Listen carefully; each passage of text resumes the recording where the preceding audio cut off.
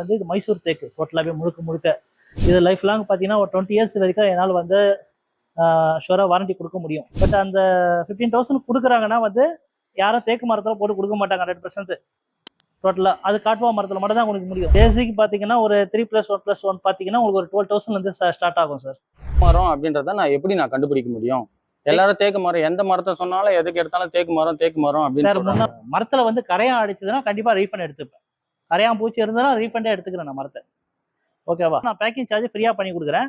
But ஆனா டிரான்ஸ்போர்ட்ல மட்டும் 50% மட்டும் கொடுத்தாகணும். 50% கஸ்டமர் கம்பெனி சைடுல 50% கஸ்டமர். ஓகே, மத்த இடம் மாதிரி ஃபுல் அமௌண்ட் வந்து நீங்க டிரான்ஸ்போர்ட் பே பண்ணனும் அப்படின்ற மாதிரிலாம் இல்ல. அப்படிலாம் கிடையாது. அப்படிலாம் நீங்க வந்து 50% நீங்க கொடுப்பீங்க, 50% கஸ்டமர் இல்ல. அது கூட அந்த டிரான்ஸ்போர்ட் ஆபீஸ்க்கே அங்க டைரக்டா வந்துரும். அங்க இருந்து அவங்க கலெக்ட் பண்ணிக்கணும். ஓகே, ஒரு சோஃபா கொடுத்து அந்த சோஃபா எடுத்துன்னு போய் அப்படியே உடஞ்சிருச்சு. அந்த டிரான்ஸ்போர்ட்ல வந்து வச்சு இதுவாயிடுச்சு, கிராக் ஆயிடுச்சு. நான் எதுவுமே சொல்ல, அப்படியே ரீஃபண்ட்